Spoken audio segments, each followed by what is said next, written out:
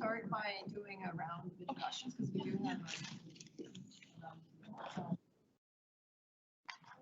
Carmen, please, I'm associate. Order for this. Russell, Director at HR. Lois Trump, Lead Trustee. Carmen Cho, Trustee and Committee Member. President Trustee. Liam Fujita, District Student Council. Ellie Deepak. Frenchie Baines Bassett. And the Duval Operating Engineers. Debbie Mobier, QB 15. Catherine Shipley, Vancouver Secondary Teachers Association. Jill Barclay, Vancouver Elementary Teachers Association. Adrian Keel, Learning Services. Melissa Werfolk with PASA. Ella Wall, Trustee. Suzanne Hoffman, Superintendent. Gianna Chow, Communications Manager. Rosie Finch, Director of Human Resources. I'm Mr. Jada Gonzalez, Trustee and Personnel Committee Chair. So I'd like to acknowledge that this meeting is being held on the traditional territory of the people that we are grateful. A reminder that this meeting is being live streamed and the audio and visual recording will be available to the public to view the meeting. The footage of the meeting may be viewed inside and outside of Canada. I do want to acknowledge that Trustee Parent is ill tonight. So meeting decorum, again, for those that we have a strong commitment here towards ethical conduct. And this includes the responsibility of themselves appropriate professionalism. As chair of the committee, it is my responsibility to see that decorum is maintained. Chair, that civility towards others is maintained as stakeholders and trustees share perspectives and participate in the debate. And staff be able to submit objective reports without influence or pressure as their work is appreciated. To refrain from personal inflammatory actions.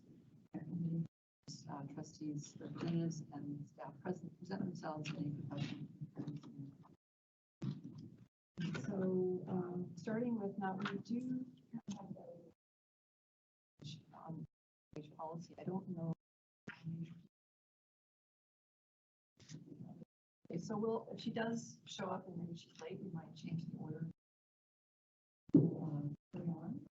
Moving on to number 2 on the agenda is items. That's 2.1. Director of Employee. Through the chair, I'm going to present the report that's in your package, item 2.1, and our wellness and employee engagement focuses on the strategic goal to create a culture of care and shared social responsibility. And as part of that, I just wanted to mention some highlights since our last report. In the last school year, we had 3 employees take the Train the Trainer course with Working Mind, which is with the Mental Health Commission of Canada. And those 3 employees have trained 100 principals and vice principals so far. And our goal is to train all the management, which would include exempt managers and supervisors as well by the end of the school year. This is an 8-hour intensive course. It's very prescribed, so we can't vary from the Mental Health Commission's curriculum. And we are also looking at dates between the end of January and beginning of March for union reps and association reps to also take the Train the Trainer course, which is a 5-day, 8-hour-a-day training, also very intensive. And with that, we hope by May to be able to provide a 4-hour Working Mind training for them.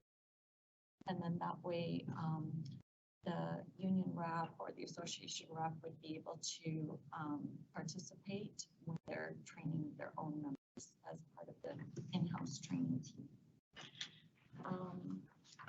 Also, you'll notice that on the bottom of page 1 of the report, Marno Chappelle provides information to us on the types of issues that employees are contacting them about.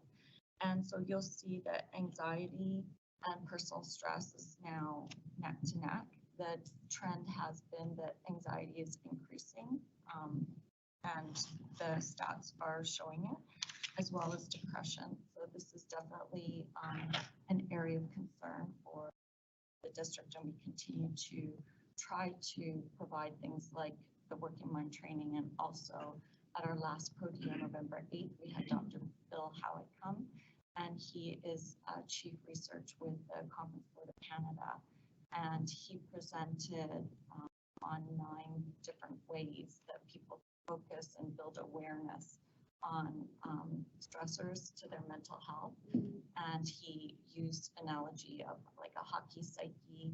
Also, he provided resources called one in particular called the Teacher's Survival Guide, with a focus on basically how if our employees can maintain their own good health, then it will help with student learning and general well-being. Then you'll see on the top of page 3, those are his 9 areas that he focused the attendance to basically build their own toolkit with these areas of focus. Also, we met with our union and association stakeholders on November 25th, and we presented the draft wellness strategy, which was in our October 9th personnel committee. And we will be meeting January 13th for feedback, our draft strategy from the stakeholders.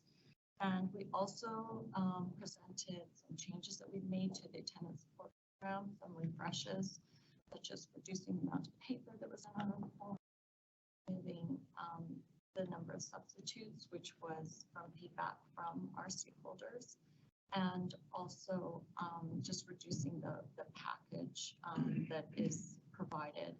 On the top of page 4, you'll see a graph, a pie chart that we shared with our stakeholders. And so with the conversations that we have held, and the program has been running for 5 years now, we've had over 50% of those employees who had a conversation improve their attendance. And then you'll see varying degrees of improvement, and then a smaller section that continues to struggle. And so that work is ongoing and continues to be very much a focus of caring so that the employer can fulfill their obligation to hire and to care for their employees, as well as potentially a duty to accommodate from anything that we disclose. And that is all.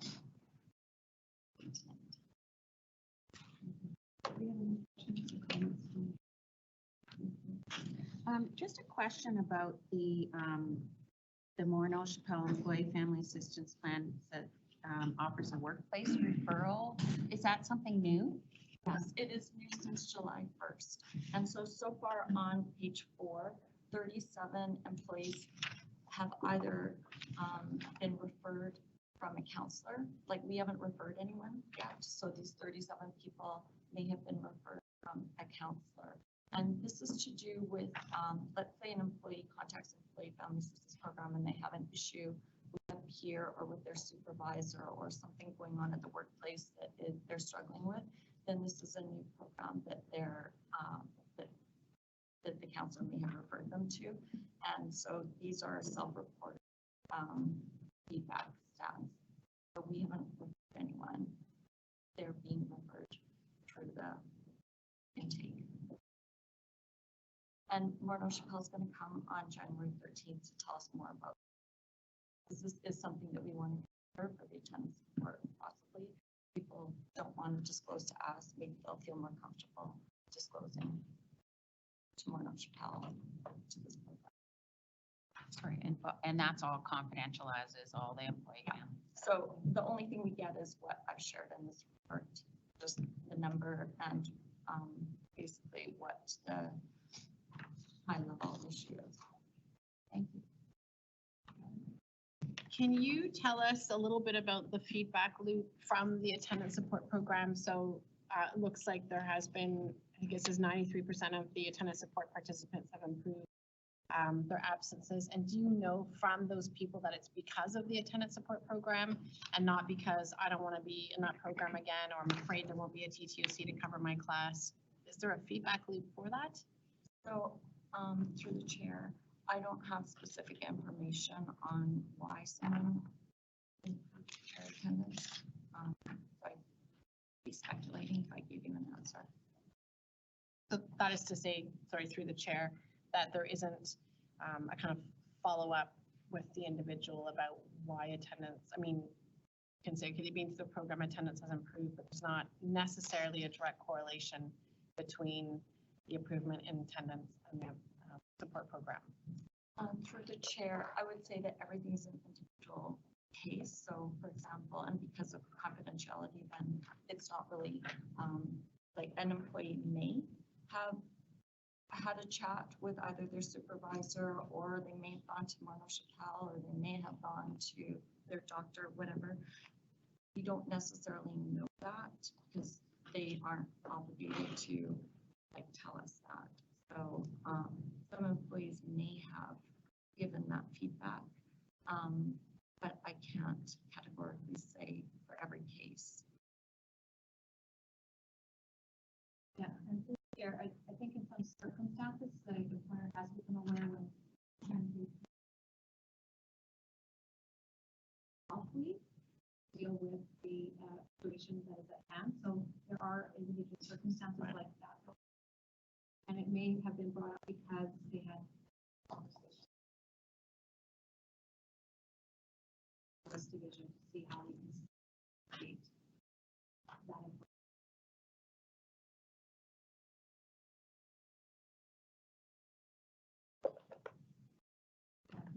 Yeah, well, I mean, I think it's something, that particular thing is just to mull over because it would be interesting, understanding the confidentiality piece, and absolutely, we understand the need for that, but to have some sort of way, even, I don't know, to correlate, was the program supportive in getting you back to work? If so, how? I mean, that's that kind of feedback loop, then you know what's working or what's not working, and we would be interested to know that, you know, was the attendance support program supportive or not supportive? Could it be more supportive? So understanding it's a little bit complicated because of the need for confidentiality, absolutely, but something I guess we just have a question about.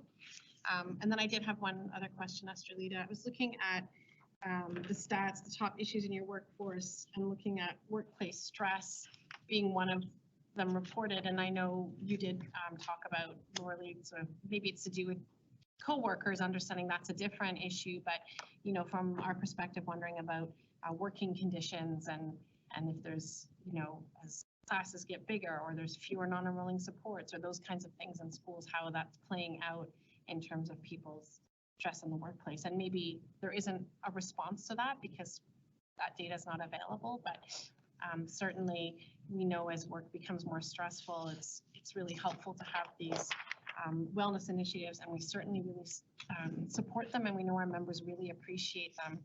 At the same time, we wonder if we're being asked to sort of cope with more challenging working conditions, workplace stress, and you know, it's a challenge that maybe let's help you cope with something that's more stressful and not deal with what's causing the stress in the first place, in the workplace specifically. So that's maybe just an open-ended comment or question. Second question.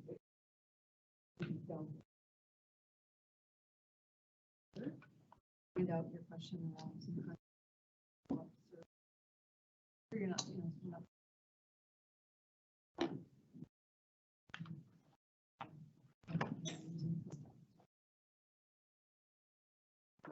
Okay, one of the questions I have a question. I want to understand the page 1 bottom where you have the numbers. I'm assuming that the numbers on the left are total year. And this is the snapshot of the first 3 months.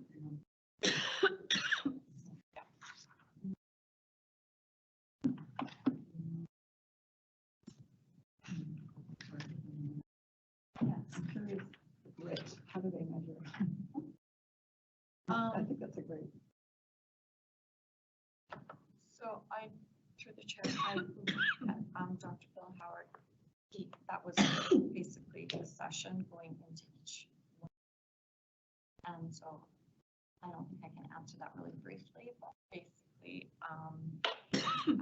it's for people to be aware of these different areas in their life and what they can do to help protect it or safeguard it or know when it's starting to run empty in certain areas.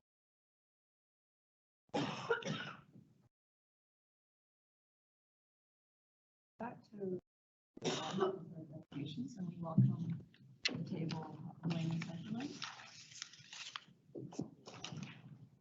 She's here to talk about living wage policy, so living wage for families. So welcome to Christophe. You ready to? I'm ready. Thank you so much. Thanks. Okay. Thank you. Good evening. Thanks for having me here. And I apologize for being just a little bit late and not being able to start right in the beginning. My name is Helena Seifel, and I'm the campaign organizer with the Living Wage for Families campaign, which is a BC-based provincial campaign that works to calculate the living wage for regions across BC, and then to certify employers who pay their regional living wage to staff and contractors in their region. So there's now more than 160 living wage employers across the province, and that represents over 21,000 workers in BC. And these include employers like the City of Vancouver, Van City Credit Union, and the Qualicum School District on Vancouver Island. As some of you may know, this conversation came up several years ago in 2015 here at the Vancouver School Board to discuss at that time whether trustees wanted to move forward with initiating the process of the Vancouver School Board becoming a living wage employer. And since then, I know there have been several conversations with staff, with trustees, with us at the Living Wage for Families campaign about that policy over the years. And tonight I'm here to provide an update on the living wages for 2019, as well as on the living wage employer program and some changes that we've made recently to give you all some further considerations for whether the Vancouver School Board might want to move forward with this policy. So first I'll give a brief update on the living wages for 2019. So for those of you who might not know, the living wage is the hourly amount that each of two working parents, both working full-time, would need in order to afford basic expenses in their community. The living wage calculation is modest, and it includes costs like food, clothing, rent, and childcare. And then we also factor in government taxes and transfers to get an overall picture of what that family of four would need to be able to make ends meet in their community. Living wages for communities across BC are calculated annually by us at our campaign, along with our partners at the Canadian Centre for Policy Alternatives in their BC office here to provide that robust methodology. And we've also partnered with local organizations in each community we calculate for, so that the calculation is localized to each place as well.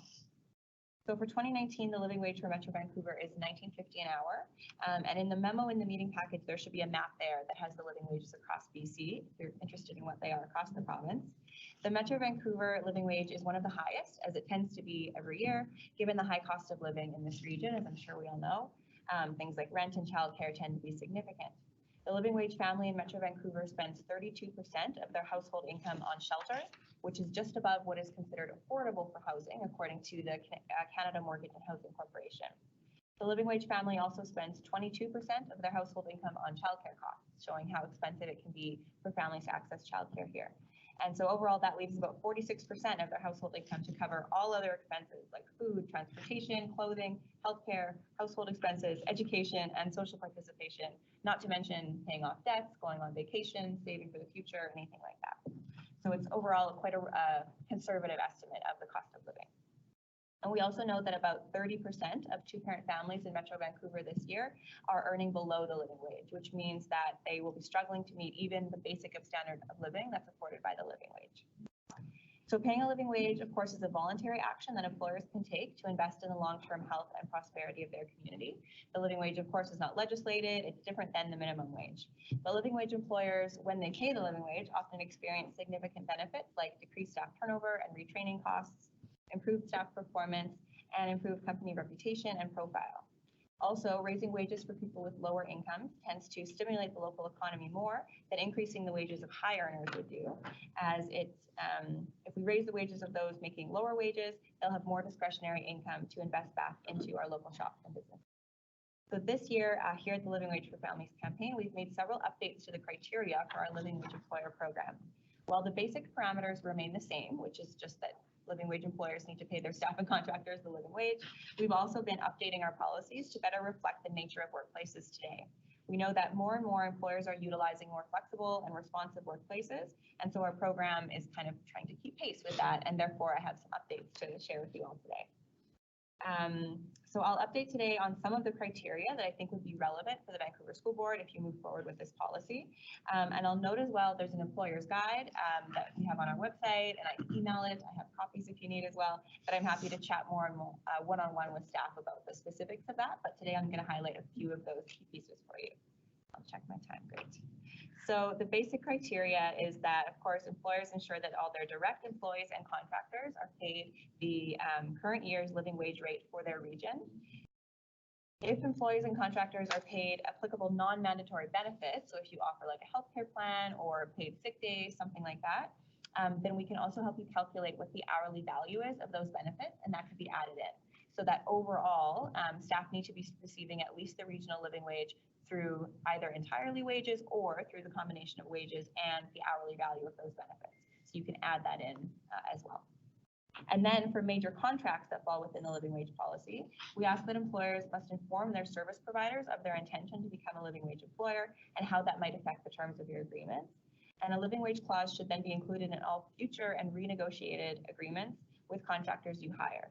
Now, that doesn't mean you need to renegotiate any existing contracts or open anything up before they are due for renewal or due for renegotiation. Basically, you need to just let them know now, and then when the contract is next due for renewal, when the collective agreement is next due for renegotiation, at that point in time, then the living wage clause would be included for future contracts moving forward. There are also several exemptions to the policies that may be applicable. So again, I'll highlight some of the high-level ones here for you. If there's casual employment of fewer than 120 hours of work per year, that can be exempt from the policy. And this might include things like infrequent services, maybe once annual, someone comes to check on a service you have. Anything that's not a long-standing contract you have that might just be a few hours per year, that's much more difficult to capture, so that can be excluded from the policy. We also usually with large employers, such as yourselves, there's a spend threshold that's put in place to capture contracts, to say that contracts only above a certain threshold of your annual budget would be included in the policy. And again, that's similarly because there might be small contracts here and there that are more difficult to capture, or to be able to ensure that those employers can pay their staff a living wage on their contract with you. But if they are larger pieces, then we would like them to be included. So that might depend on your annual budget per year, and many of our employers have slightly different spend thresholds there. But usually some of them have about 1% of their annual budget. Contracts that fall below that can be excluded. Contracts within that, or above that rather, are included in their policy. So that might be something to work with, but we could work on that one-on-one to determine what threshold will work for you. Similarly, if there's students and interns doing practicum placements, these can be exempt from the policy up to about 10% of your workforce, just to ensure that there are still opportunities for people to gain work experience, but also that you're not offloading work onto folks that are getting paid less. If you work with social enterprises that provide supported employment to individuals with barriers to participating in the labor market, there's also exemptions we can help you work with around there. Of course, recognizing that sometimes it's hard for folks to be able to work and get a living wage and still be eligible for other benefits that they may be receiving from the government. And similarly, if you work with any nonprofits or community organizations, or if you partner with groups that maybe rent space or use space here, those can also be exempt, as those folks may also have barriers to being able to pay their staff a living wage. And as mentioned, I'd be happy to speak more about the specific criteria, the full list, everything's available in the guide, but I'm trying to highlight a few of the key pieces that may be relevant. And finally, I think I have maybe one more minute, and I just wanted to briefly speak about a few other examples of employers that might be helpful for you to consider. So, and these have all kind of happened since 2015 when this policy was first introduced here. So I mentioned that School District 69 in Qualicum is a living wage employer.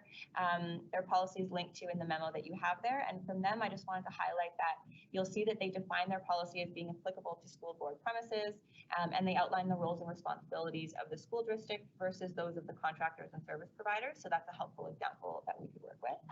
Similarly, the School District 40 in New Westminster is in the process right now of becoming a living wage employer. And in their staff report, which is also linked in your memo there, I just wanted to highlight that they're probably more similar in size to the school board here. And on page 67 of that report, they talk about how the policy would and would not apply to the school district. And again, that could be a helpful example to turn to see how they have been scoping that piece out.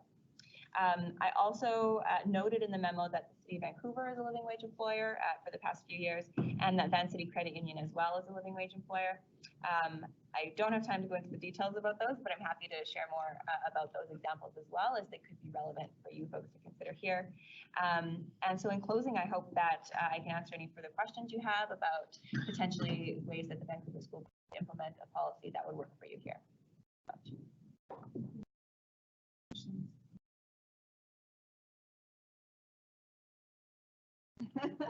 Yes. I'd like to say thank you for coming. As you've noted, this has been at the school board. I think what the challenge of having many facts and to work with that in the framework. I think the new information we're bringing in the examples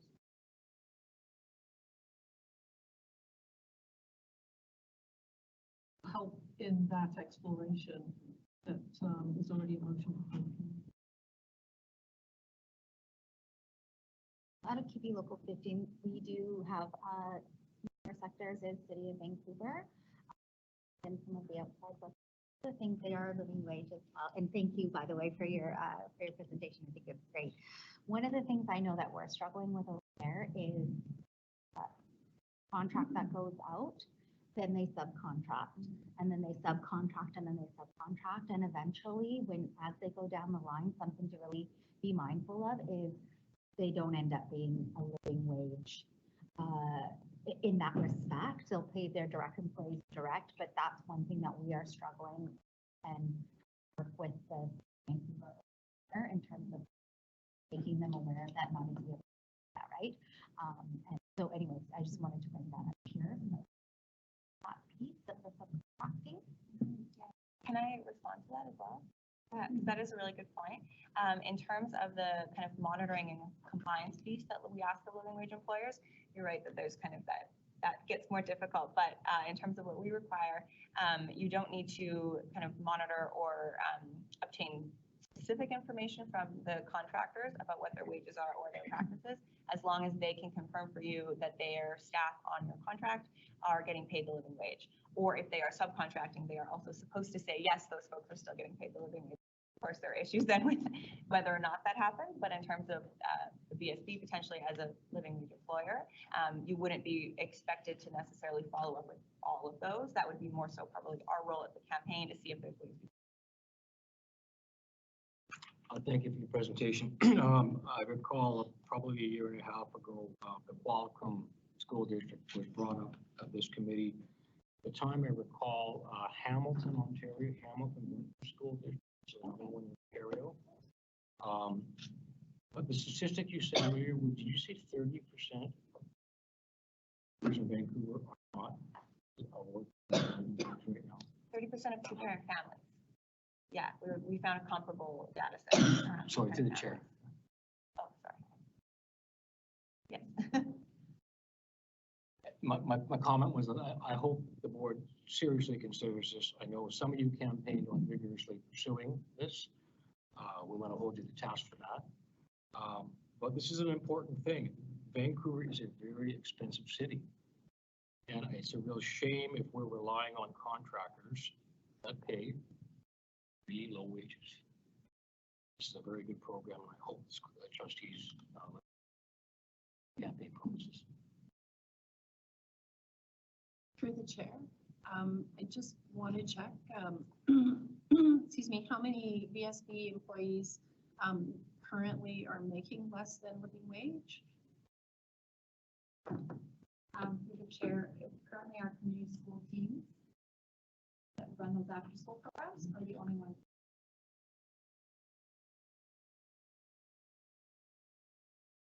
At or over.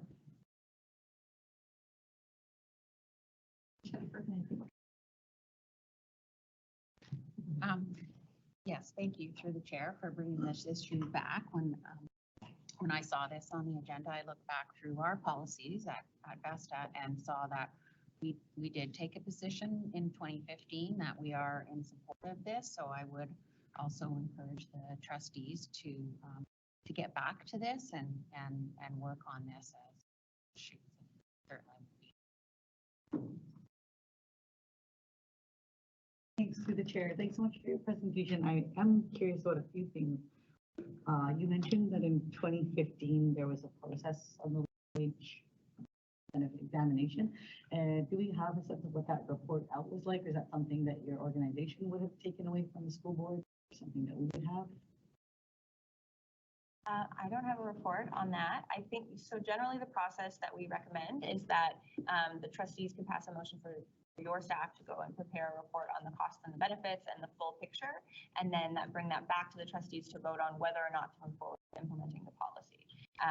As a way that then you all, well, those of you that are all the elected representatives then can make an informed decision about whether or not to do it once you see kind of the full numbers, as you were saying, were there as well, how many staff are below versus already making a living wage, who would it impact, what would the costs be, what would the benefits be, like you can have that full picture.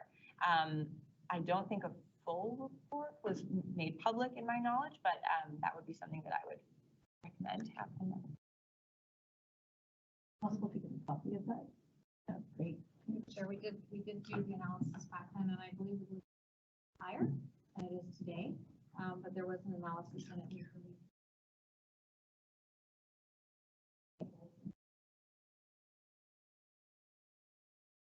So, Right. Yeah, can I respond to that as well? Which is just that I should clarify that for our purposes, for the living wage employers, you don't need to include all of your contracts for supplies, only contracts for services. If you have a contract with Staples, for example, or sometimes folks are like, what if I buy a new tractor? Like we can't control, you know, what John Deere does. So it's the contracts for services for labor that we're Through the chair, one of the reasons the living wage amount has gone down is actually because of policy decisions for subsidized childcare. And so that has had a huge impact on what people need to pay for childcare. So I think at a large level, we can see the difference that big policy decisions like that make, for example, and certainly those of us that are unionized and benefit from the union and having above a living wage are of course in support of it for those that don't have the supports of unionized wage. Thank you again for the. Through the chair, can you clarify what the living wage policy for students?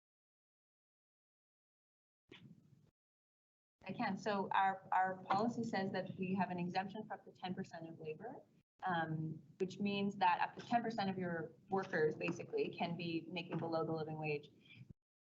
Exactly to recognize that there are some employers, for example, through like the Canada Summer Works program, or if they employ those who are looking more for work experience, they may not be paid the living wage. And so we want to recognize that there are cases where employers either can't get enough funding to pay the living wage to everyone, or they are like, well, you know, there's arguments around whether just various cases where I guess students and interns and those that are in training or in a probationary period before becoming the full staff member may not be able to be paid the living wage. So we want to recognize that with that small exemption, but also keep the exemption rather small because our belief is that everyone should be paid the living wage. So it's, yeah, it tries to be a small exemption there.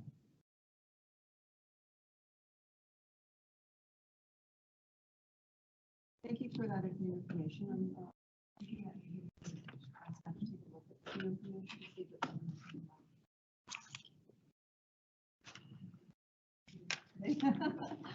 okay. Okay, moving on to item 2.2. Thanks so much. Staffing and recruitment update. So just a brief report on recruitment since the last meeting, and this one was just focused on just student and teaching. As like the rest of the province, we are struggling with having enough student support workers in our district. However, you know, we are continuing to work with on a number of strategies. In fact, I just signed an agreement with QB15 while I was here to extend our permanent SSA contract till June. So that's great news. We are finding that a number of the student support workers that are applying to our district, we do offer them permanent contracts, but it's about half and half. Some of them are wanting that continuing status, and others are preferring that on-call. And so it's about half and half. So fact that we are seeing an uptake on that, so we've extended that contract for working through that with us. We are starting our next cohort in January with Burnaby. We might have enough to run 2. We have 44 applicants, and so we're working with Burnaby Continuing Ed and see if they can offer, because right now we've taken the full 30, and we're hoping that maybe we can run 2 smaller cohorts, but at least try to get all 44 candidates in the program that would then graduate in May. And so that was sort of the SSA update at this point. And we're also still looking at the part-time. So right now, Burnaby Continuing Education has one that's run out of Garibaldi, one that's run out of and a part-time one, and we're looking to run a second one. That's in terms of teaching, we continue, of course, to hire, and we're recently in Ontario. I think one has started, or 2 have started from Ontario that we've been out. That is exciting. SFU students finished this Friday. Many of them have been interviewed, and of course, have to get all their paperwork into the DQS, Teacher Qualification Service, the Teacher Regulation Branch, and all of those things. So that's in progress as well. We also have a few more things in terms of jobs. Because we did post Remedy, which is signed agreement with the Federation, trying to get jobs and support schools, and address teacher workload. And that was sort of it in terms of my report. Questions or comments? Just wondering, as we're hearing from, through the chair, Carmen, we're hearing from our staff reps about failures to fill. So we remember 2 years ago now, 3 years ago, it was dire. And last year it was a lot better. And this year, wondering what, we're hearing anecdotally, there's been an increase in the last, I guess, 2 to 3 weeks of failures to fill, people being pulled off their prep block to cover. So we're just curious if you have any, it might be too soon for data yet, but a sense of where that's going and how dire it is. Chair, yes, I did do a quick last, and it seems like weeks that there have been some failure to fill. I did notice that our absenteeism has been higher, and I'm seeing numbers that I haven't normally seen. So, there was that transit disruption, and I know a lot of our on-call staff, they do rely on transit to get around, and so I think some of them, if they could get to a school that was nearby, they would do it. So I think, I'm not sure, and I haven't done an analysis, but I agree that the last 2 weeks in particular, we have had some, and our illness has risen. And of course, our on-call staff do take holidays, and a lot of them tend to go off earlier. So December, that has occurred. So we did have noticed, and my numbers are higher in terms of absences last November, and I just glanced at the last 2 weeks. Just through the chair, thank to Carmen and staff, thank you for all of the efforts in recruiting SSWs to the district. That is the #1 issue that we hear in our office on a daily basis. There are huge shortages in schools, and the result is it just raises the stress level in schools for everyone. For kids, there is a constant reshuffling almost every day of workers to students, and teachers never know if someone is coming in or not. And it's really like at a crisis level. It's like triage in schools basically. And so I just wanted to just sort of raise the awareness of that on behalf of our members, because that is probably the #1 issue that we hear about. I'm wondering if the chair, is it possible to get an update once in a while on the operations, cafeteria, and supervision aid recruitment?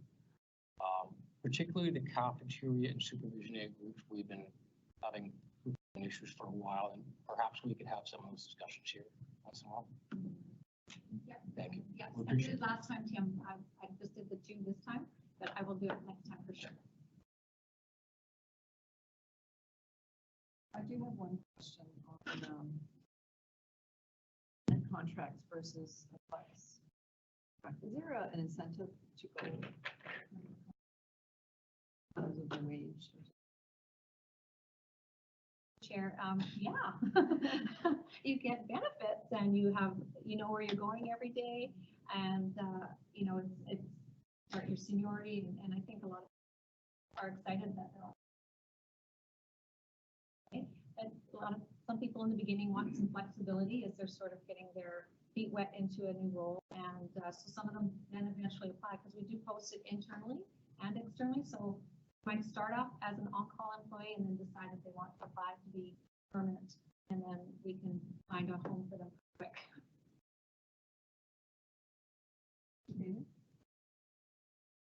I was going to say, you know, appreciate, you know, we do hear every personnel committee about how hard our recruiting staff are working, challenges. You know, I think the presentation about the challenges of living, you know, appreciate the work continues to happen. Positions in our district. I also appreciate that, you know, representatives around the table are living within this world. Adjustments are being made in our schools and in our other every day. And there is a continual ask of staff to collaborate, to work together, because we know the students are the center of what we do.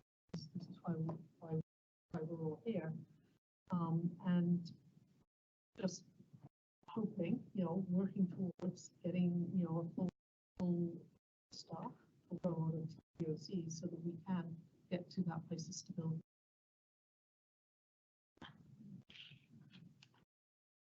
That's Joe. Just if we could add on to that for the next staffing and recruitment update that we include the information on adult education because I think there's shortage of TOCs and teachers in that area too. Number 3, there are no action items.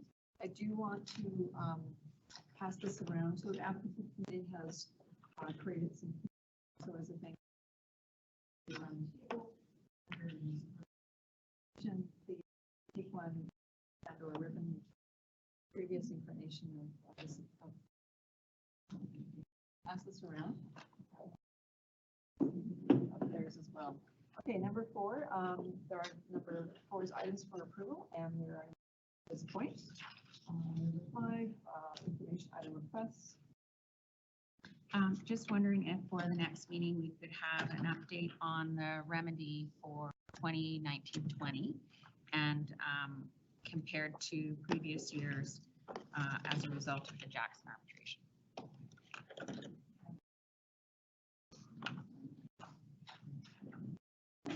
Through the chair.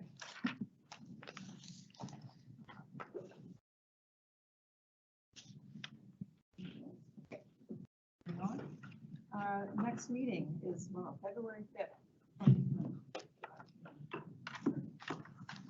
Until then, I want to wish all of you a very happy rest and